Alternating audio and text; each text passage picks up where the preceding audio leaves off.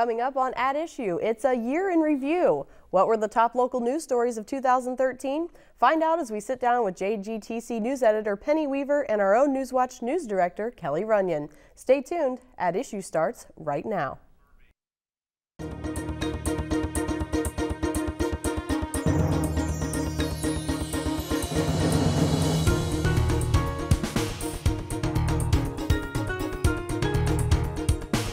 Welcome to At Issue, and thanks for joining us. I'm your host, Kate Pleasant. 2013 is coming to an end, so that got us thinking, what topped the local news stories this year? So we asked JGTC newspaper editor Penny Weaver and WEIU NewsWatch news director Kelly Runyon to take a look back at the year in local news and let us know what they thought were the top stories. Thanks for joining me today, ladies. It's kind of odd. Usually we're the ones asking questions. now we have the questions. We've turned the tables today, so we're going to ask you guys the questions. That is not fair. The first question, when we're talking about questions here, is what is news? You know, we all see the news on the air, but there's a lot more to it than what people are seeing. So can you kind of talk about that? Well, we evaluate news on a lot of different factors. You know, obviously the impact to the public. Some of the things, of course, crime is major because not only is it, you know, tragic, but it affects everybody. What are some of the things that you guys? Well, it's a very good question, and it's one in the classroom that I answer a lot because I also instruct in the journalism department at Eastern Illinois University, and it's a question that the kids, the students in the classroom always pose too. And I would very much concur with what you have said, is in lining out kind of our thought process when a day begins and what goes into a newscast, what goes into a newspaper. You sift through and go through loads of information. That can be mail sent to you, that can be emails that viewers might send to you. It might be other media sources, it might be network news, it might be other news outlets. And very much piggybacking off of what Penny said is you look at what the value is to your viewership, your readers, the communities in which you serve. You know, what's going to have the largest impact? Crime, very much so. That's usually on a daily basis because crime affects people, it affects neighborhoods, it affects communities. Weather is a big one, you know. Weather's probably one of the biggest weather ones. is a very big one because that affects all of us. So when you put all of these different story ideas in a pool, and we have an assignments editor and you have editors too, you kind of brainstorm and say, okay, and mind you, it's just a couple of opinions, but we say, okay, what is going to be most interesting to our viewers? What's going to keep them watching? What's going to keep them reading? And sometimes it can be a challenge on a daily basis because you only have so much space and time. So I guess we kind of call those news values, at least in the classroom setting. You know, it's proximity. You know, is it close? Is it who's it affecting? Is it affecting the local people? So, you know, do you find that you have to sift things out during the day? Because, you know, it's what are people talking about? I know that question's asked a lot probably in the newsroom and at the newspaper as well, but do you find yourself having to sift things out? Do things miss the cut? Oh, sure. I'll let you go first on that. Well, one thing that's really nice these days, and I say these days because I'm, you know, slightly older than some of the people in the room, but not me. We're the same age, remember? That's right. That's right. The internet gives us the opportunity to, you know, practically endless space. You know, in the newspaper, of course, we're not about minutes, and it's all about space and how long a story can be and what we can fit in that space. But on the internet, we can fit, you know, practically unlimited amount of space. So that helps, and we don't have to cut that many stories. You could just add them to the online as well. So sure, and we reach people through online, and of course mobile is big these days, and I know you all know all this, but you know, through Facebook, and so that it's really nice as a newspaper that once the newspaper goes to bed, that's not it. You know, we still have the website that really lets us tackle almost as many stories as we're able to. And that's changed dramatically from the past, you know, because it used to be when the newspaper went to bed, it was done. You know, you come back in tomorrow, start all over, you know, from scratch. But now it can go on and on and on with the 24-hour news. So right, and just like, you know, you all on TV, we're doing the web and the newspaper at the same time. And so it's a lot of fun actually, because you can just get a lot more news out there. Sure. You know. And I know, Kelly, you know, in the NewsWatch newsroom, occasionally you guys will have stories that may not make the newscast due to time or space, but you'll put them online as well. Our arena is the same. I mean, we use social media. We post online all the time. Now, when you're talking just directly the newscast, and viewers out there may not know this, but we work within seconds and minutes, as you alluded to. So we have 26 minutes and 46 seconds to pick the best news stories, whether it's local, state, or national, sports, and weather too, into that capsule of 26 minutes, and you're probably on pages. So yeah, there are some things that don't make the cut, but you know, they may go online or they may go on social media. Now, when we use social media, we're trying to drive people to our newscast to see what's presented in that 26 minutes. But we also will post stuff on the website that may or may not. Maybe it's a longer version story that we can put on the website. Maybe we can do a little blurb on the newscast and say, we may have more information, go to our website and give, you know. Right, maybe there's more details, you know, or something that they may have missed that we couldn't fit into a newscast, or in the newspaper. You could even drive them to the website, I guess, as well. So, right. Absolutely. Definitely has changed over the years, I would say. It's nice to have that arena to share everything that you can with the viewership and the readership. So, well, with that, we'll kind of move on to the top stories of 2013. I know we haven't compared lists yet, so I'll be interested to see, you know, kind of what your top 5 or so were. So, you know, it's a big year, and we forget that it starts all the way back in January, you know, and so I don't know how you want to go through these, either chronological or just by things that popped into your mind. So, you know, let's talk about some of those stories that are on your list. So you want to start, Penny, maybe with your first story? Sure. Well, for us, the #1 story of the year was the shooting at Toasters. I had that on my list too. Yeah, and of course, in some ways, I hate it. Usually our list ends up with a lot of crime on it. Right. But, which I feel bad about, and yet at the same time, the reason it's so much news is because we don't have much crime in this area, really, comparatively. And so that was a big story from the tragic aspect, of course, you know, and then they had a shooter, somebody who killed someone on the loose for quite a while.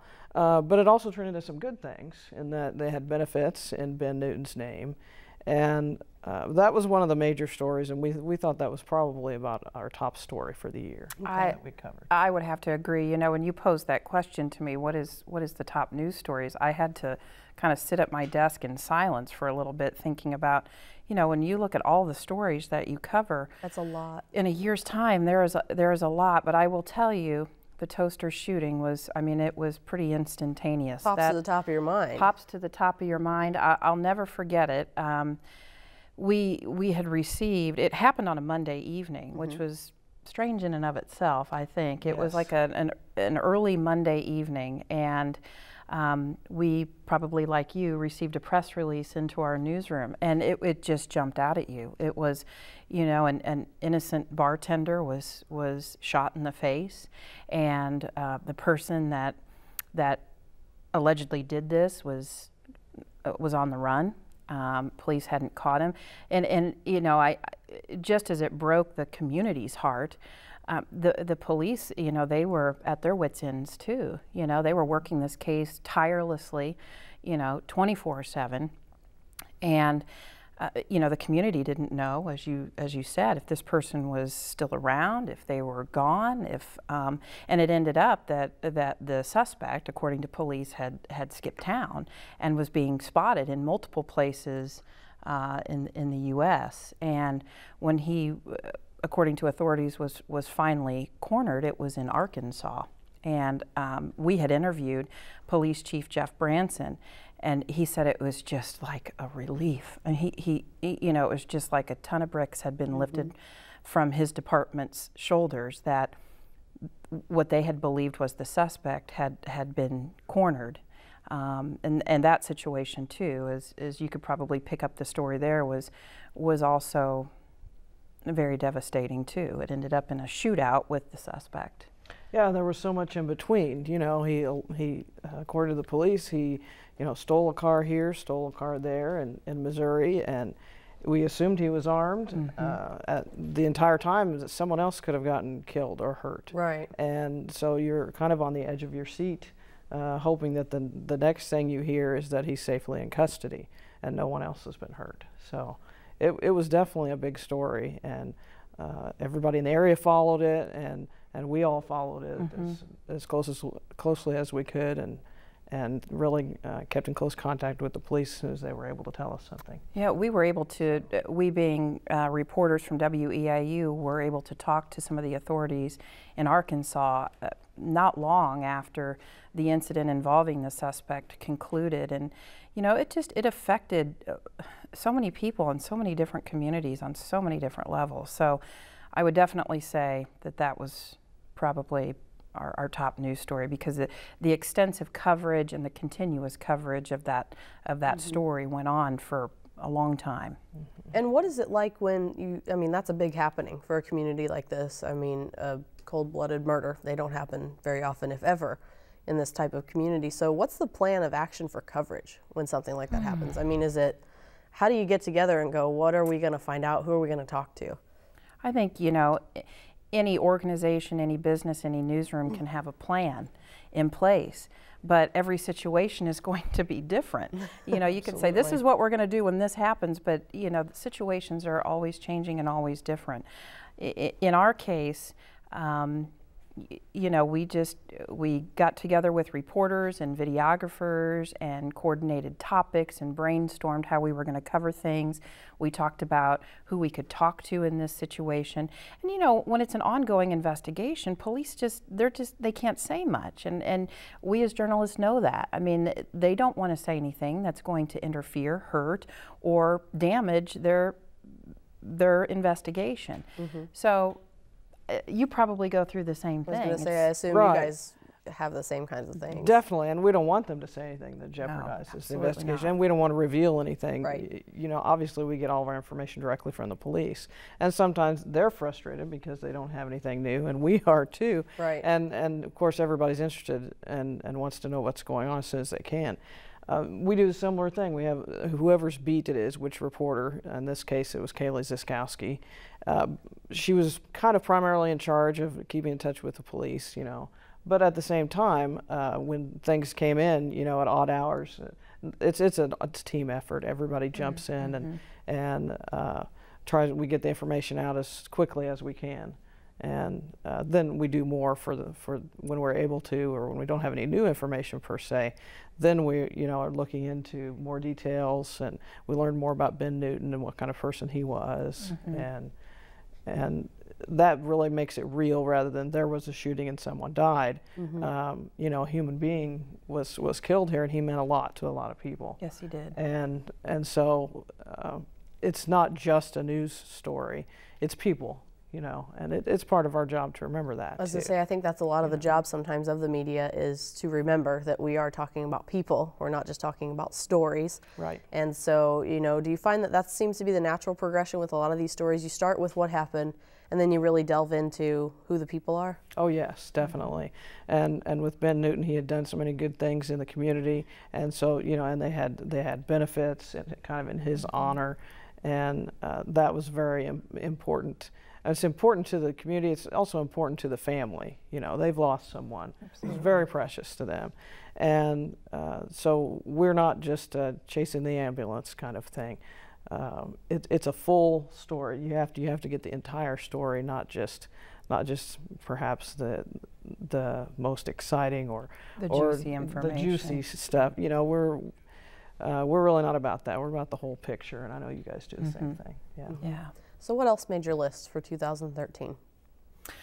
Well, and this is in no particular order. As I said, when you asked the question, I sat at my desk for a while, and probably another story that instantly came to mind, because it's fresh, is the death of 7-year-old Willow Long in Effingham County in Watson, Illinois. And that story developed over a weekend, and I remember getting a call from a commercial station in the area that we partner with at times, and they were inquiring. They had asked if we had heard about this young girl that had gone missing, and at the time I said no, and they said, well, we don't have a lot of information, but this is what we can tell you, is that a 7-year-old went missing. Her mother woke up and her daughter was gone, and from there the story just has taken so many different turns and different directions, and that's another story that I remember several nights after we covered that. It eats at you. You know, a story. Those are the ones you can't leave at work.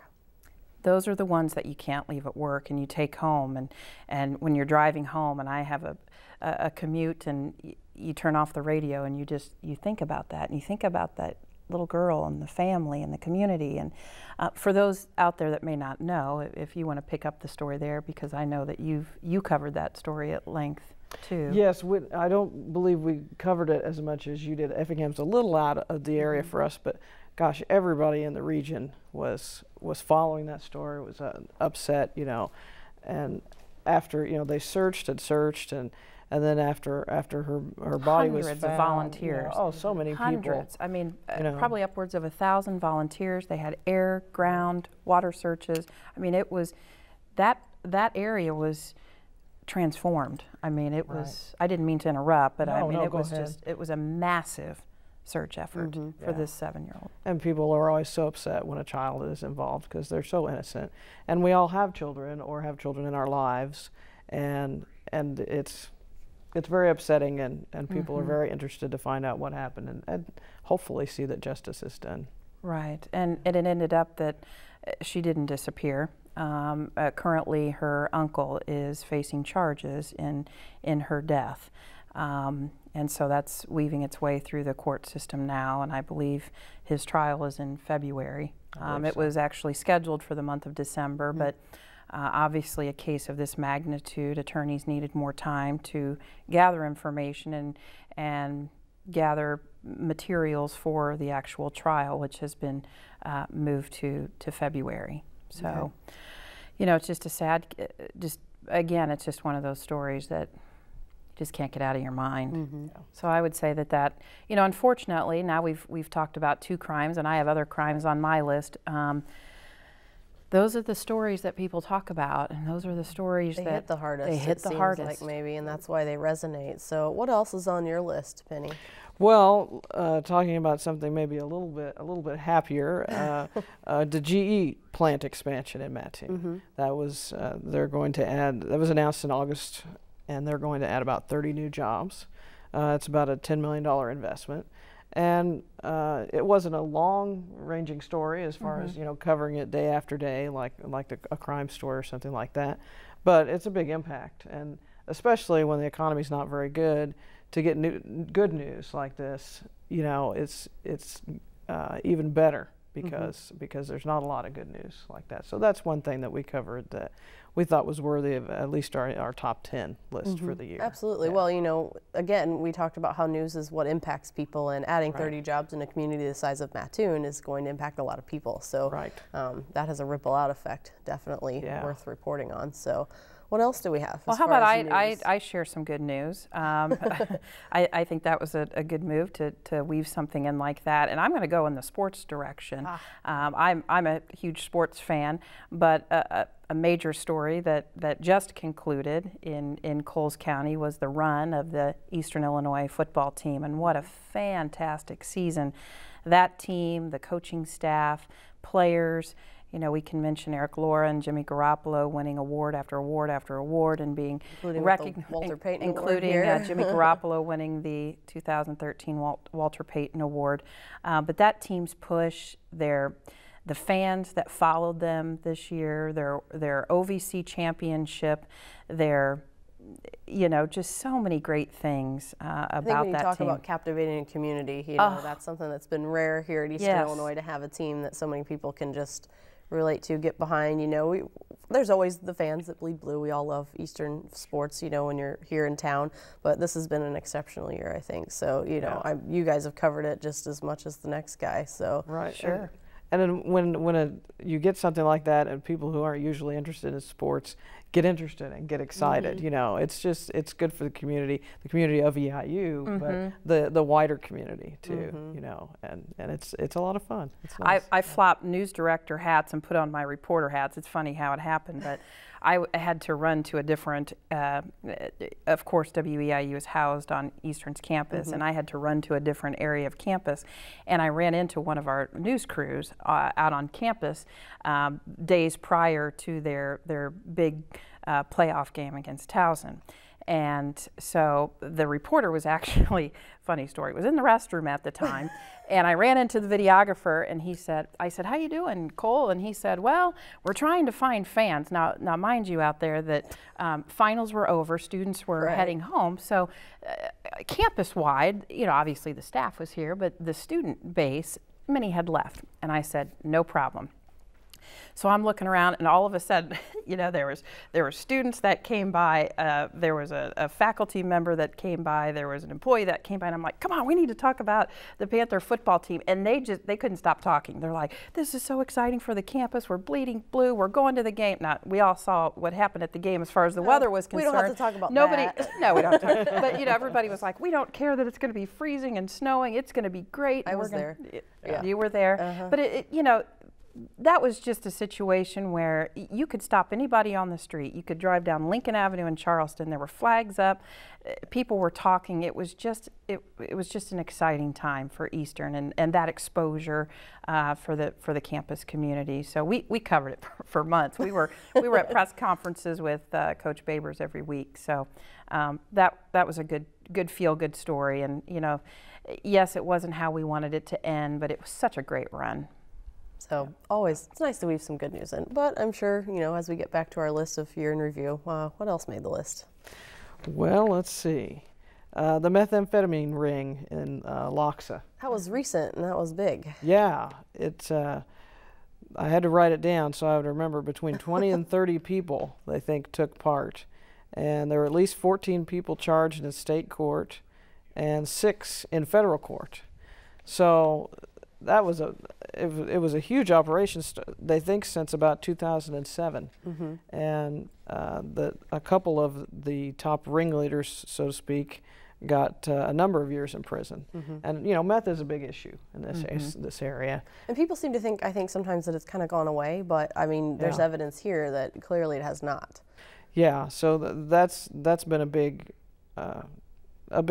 story kind of throughout the year because of when they first started bringing up charges and stuff. Yeah. Okay, we've got a few minutes left here, about 3 or 4. So what other stories, just kind of as we wrap down? Well, as we wrap down, one of the other stories that NewsWatch covered at length were the series of arson fires over in Cumberland County and Greenup. Not only in Greenup, but some surrounding areas. There were dozens of fires set to not only occupied homes, but also vacant homes. And subsequently, 2 people were arrested. And just this week, one of the suspects that had pleaded guilty in the case was sentenced to 20 years for aggravated arson and other related charges. Another person that was involved in the case was sentenced to, I believe, 7 years. I believe it was, in the case. Yes. But that, you know, that put a community on edge. All these fires that were erupting in their area. So that was another one that we did multiple stories on. And that made your list as well? Yes, definitely. I mean, people were very, very, at the least you'd say they were tense. Yeah. And at the most you'd say they were almost terrorized by all these fires. And so it was really good to have those suspects, you know, brought in and to have them charged. What else do you have down on your list there, Penny? Well, we have, again, it seems like a lot of negative news, but when retired Coles County Public Defender Lonnie Lutz was accused of sexual misconduct, we also have some of the suspects from the deaths at the group homes that were run by Graywood. That's kind of was ongoing. And then we also have the budget cuts from the state. We did a series of stories in March on the schools, all of our area Sure. schools, really struggling for money, you know, and it stems from the state's budget issues. So that was a big story. One good thing is it looks like the old Charleston Post Office building is going to be saved, and we thought that was worthy of note at the end of the year. Yeah, definitely good local thing there. Yeah, So. and a couple of others from Eastern, some of the concerns over the sexual assault climate, that was a pretty big story. And then the infamous barn party, which to me the good thing about some of these stories is it sparks discussion about these very important issues. Absolutely, and all of those stories you mentioned we covered, and I know we're about out of time. We've got about a minute left. You know, barn party shooting was a big one. Barn party was a big one, and then you know, within the last month, the deadly tornadoes in Illinois. Sure, that made national news as well. Made national news. FEMA was in Douglas County. There was Jasper County, Champaign County. I mean, a host of counties, but locally in our area that were designated to federal disaster areas: Champaign, Douglas, Jasper. So we spent some time in Jasper County talking to residents, seeing the damage, meeting with FEMA to you know, broadcast stories that might assist people in knowing what to do or how to find help for temporary housing or money to help them rebuild. So, you know, those are part still of it too. You know, those are part of as it. News media trying to get people help and the most broad information possible so that they can get what they need, putting it out to the masses. Right, So. Definitely, right. yeah. Big stories. Yeah, a lot of stories for 2013. A lot of stories for 2013. We appreciate that you came in and kind of gave us your list. I think we could go on forever and ever and ever, you know, because there's no story that's really small, but, you know, these are some of the big ones. So. Well, and we're news junkies. We're news junkies, that's right. The news nerds unite occasionally. So thank you, ladies, for coming in and being on At Issue today. And that's all the time we have. So as always, we appreciate you watching. And if you have a topic you'd like to see on the show, you can email it to weiu@weiu.net. For At Issue, I'm Kate Pleasant. We'll see you next time.